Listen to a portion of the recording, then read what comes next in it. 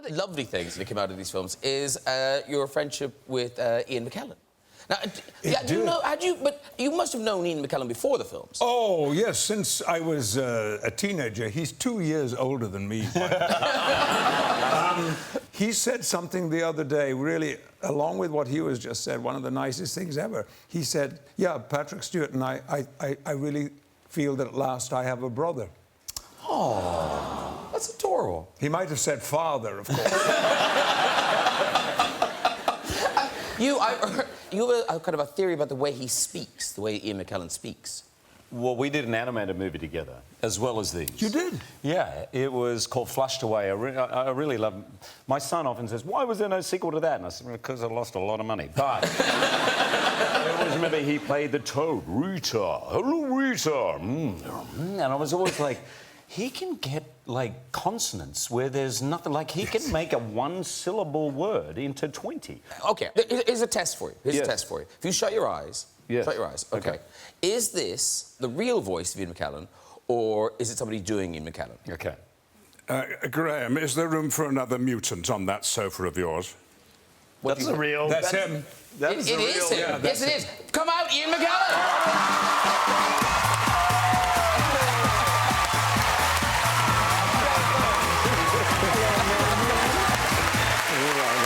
It's so good to see you.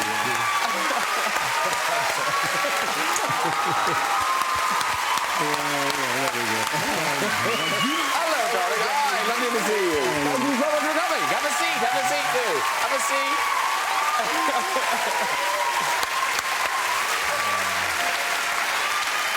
My two brothers, My two brothers. I should just explain why I'm dressed as I am. I've just come down from Scotland, and it took longer to get from City Airport to us than it took to get from Edinburgh to City Airport. So I'm still in the clothes I was wearing up there. Well, you're very welcome. I am wearing. You look lovely. Do you recognise this? Yes, I think... This is Magneto's coat. Is it really? Yeah, they gave it to me. It's in red. Do you remember the red? Yeah. Look at it now. Yes. Oh, that is so great. So I'm just hoping someone's watching. And needle and thread can help me. Well, there you drape it somewhere. My mum can do this. She's very good with that stuff. Yeah. Not working tonight. No, you're not working tonight. I refuse. I'll drape it there. I'll drape it there. Yeah. Sit down. You're very welcome. You're very welcome. I've got more to tell you about my clothes. Please do. Please do. I was at Kirkcaldy High School telling them to be nice to each other. I go around schools doing that. Gordon... Ramsay? No. Brown? Right. Prime Minister, yes. He'd been at that school. And they gave me their school tie, and I said, well, I'm going on the Graham Norton show, and I'll wear the tie. So I had to wear it, so they wrote. That's for Kirkcaldy. Nice. They also gave me these... No, these are... Shoelaces. But they're rainbow. They're rainbow coloured. Are they footballer anti-bullying on football? And footballers who approve of gay people coming out and being honest about themselves wear these to show their support. So here we are. I'm wearing. Very good. Thank you. Well, it's lovely to have you here. It's a lovely surprise.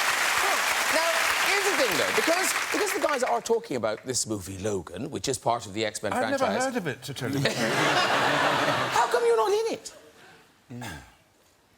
Do you know, I think when you get to my age, you want to leave aside those tired old franchises.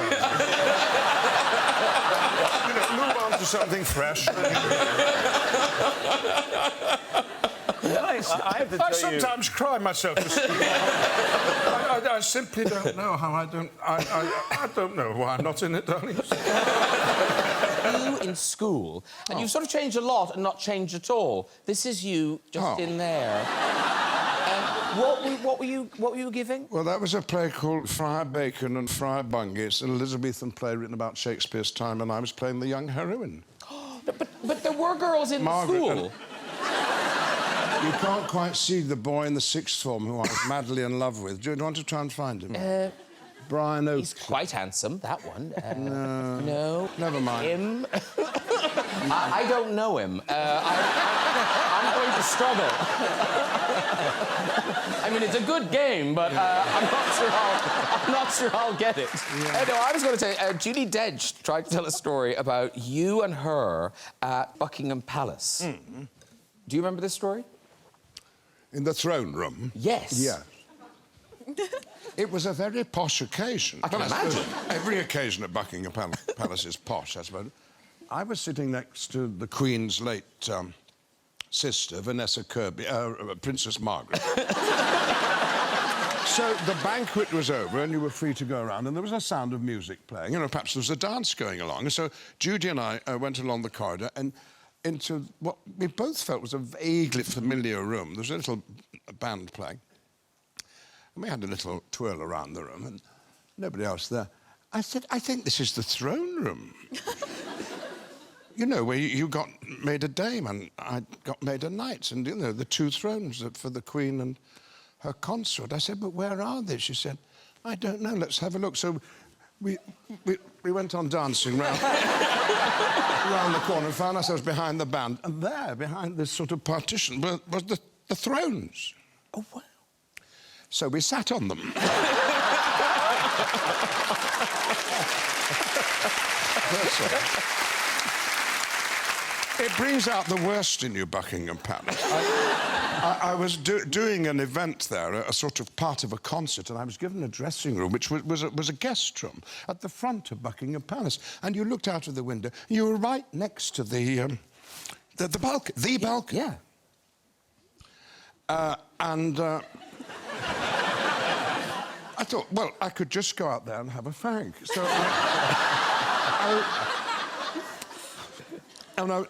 and there I am, looking down the Mall. And suddenly there's a minor searchlight on me, and below there's a policeman saying, Sir Ian, don't forget you're in Buckingham Palace. Well, about 6 months later, I'm going along to get a medal on this occasion. And as we came through the gates, there was the same policeman. He said, oh, not you two again.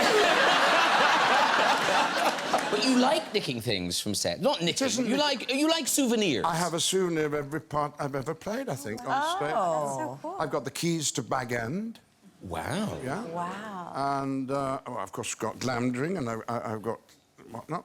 Yes. I don't know what I'm going to take from this show. What do you think? I think I'm going to take Dame Julie. It is Oscars weekend this weekend. And, Ian, would you mind telling us the story about when you were nominated for Gandalf? Oh, yeah. And you had the beads. Yeah. Well, there weren't beads. In New Zealand, where we filmed Lord of the Rings, if you're lucky, when you leave, you're given a piece of green stone carved, and you wear it often enough, and your chances are that you'll get back to New Zealand. That's the idea. And it'll bring you a bit of luck. So when those films were nominated for something like 20 Oscars on that night, everybody from New Zealand was wearing their green stone, their punami, they're called. And when we're on the red carpet going into the ceremony, I met Maggie Smith. Hello, what are you here for? I said, well...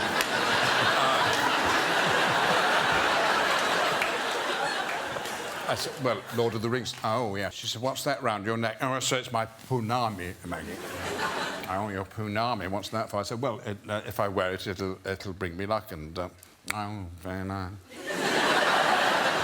And we went our separate ways, and you know it lasts for 3.5 or 4 hours, you know, don't you? Oh, yeah. Oh, God, you sit there and sit there. And at the end, of course, everyone else wins the Oscar apart from you. And a bit dejected, you're coming out looking forward to a drink, and you bump into Maggie Smith, and she points out at you and she says, it didn't work, did it?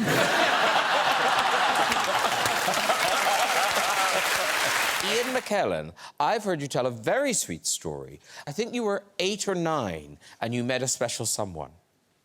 Yes, we were on holiday in North Wales. Yes. And staying in the same guest house was a lovely girl called Wendy, who was from the Midlands. And we were very sweet on each other and used to go walks together and hold hands. I remember that. And when we parted after a week, I realised that this must be love. I'd heard about love, but this was it. This was it. And so I wrote a letter to Wendy and, blissfully got a return letter from her. And we started a correspondence. Now, people here have no idea the thrill of waiting for a letter from the person you love. Because they're there instantly, aren't they?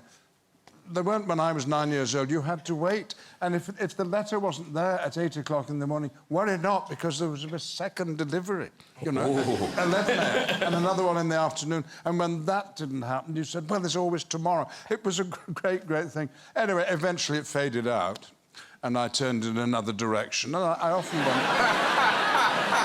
wondered what had happened to Wendy. And just about a year ago, I was at the National Theatre at the interval, and a lady of my own age came up to me and said, hello. And I said, hello. And she said, I'm Wendy. Oh, wow. So we had a hug, and we haven't corresponded. And if she's watching this show, she's welcome to get in touch. Yeah. We could perhaps pick up where we left off. And do you still have the letters? Oh, no. No. What a good question, but I don't. No. Oh. What did you do with them? You just chucked them? This is a very disturbing... I didn't keep them. No. Did she? Oh, because they're the ones that are worth the money. Yeah.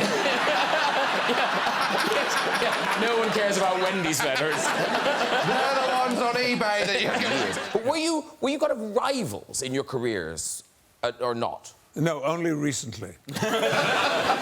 I've never thought of having rivals. Everyone gets on with what they can do, and there's plenty of room for everybody. But sometimes I think I am Patrick Stewart, except that he's Yorkshire. I'm sorry about that, but you are. Lancastrian. Yes, I'm from Lancashire, but our interests are the same as far as a career is concerned. We started with the RSC. We wanted to do Royal Shakespeare Company. We wanted to do Shakespeare. We wanted to be taken seriously as actors.